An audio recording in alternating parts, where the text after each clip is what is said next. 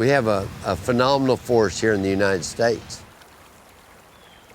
Missouri's been blessed with a good type of wood for what we do. So white oak is the only species that you make barrels out of.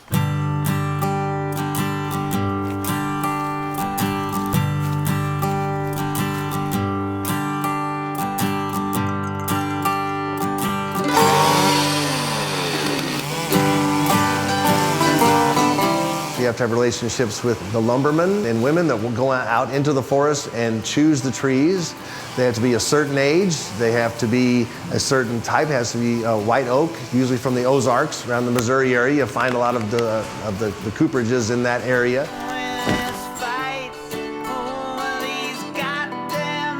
White oak grows good all around this area. Even up by the Missouri River at Herman and New Florence, places like that, you've got good white oak.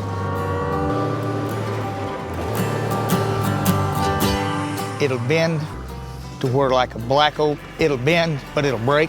And the black oak has got way too thick of pores. It's not no good for a barrel because it leaks. And this is a good white oak tree right here.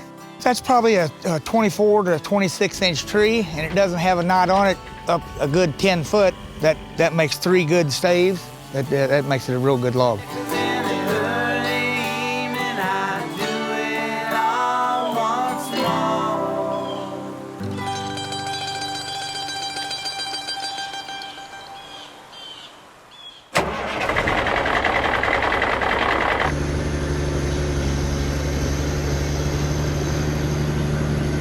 It is a generational business in most cases. A lot of these boys, their whole life, all they've ever known, all their families ever known is logging, and that's how they've made their living. I'd say 3/4 of the people around town are loggers. That's just a way of living. My dad was a logger, and when I grew up, you know, that's basically what I knew what to do.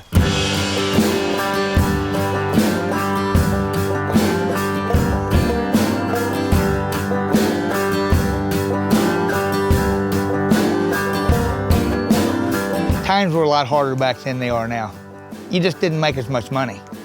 You know, you could work and work and work, and there just wasn't the money. We have a good, healthy forest. It's growing faster than we're cutting it. We're seeing the better, more mature trees now than what we've ever seen. I've been doing this for 40 years, and I've seen the best quality timber today that I've ever seen in my life. It just keeps improving because nobody burns their forest off anymore. They know to take the mature trees out that's gonna die anyway and let the young trees grow back, and by doing that, every 20 to 30 years you can harvest the timber out of these forests. When you pull up here and you get out, you walk down here and you see a nice tree like this, you know this is a tree to cut. When you see a smaller tree like that one, you know that tree's not big enough to harvest yet, so you don't mess with it. You try to cut it 16 inches chest high. That way in 20, 30 years, you can come back and cut it again.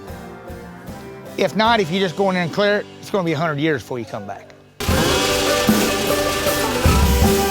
Each one of them rings is a year old. So if you count 100 rings, that tree's 100 years old.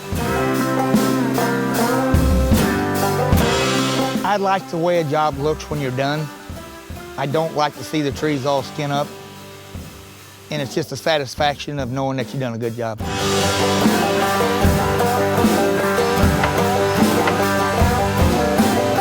It's pretty impressive, you know, to sit back and go in the liquor store and look at all the whiskey and think, you know, I probably cut some of the logs that these whiskey was in.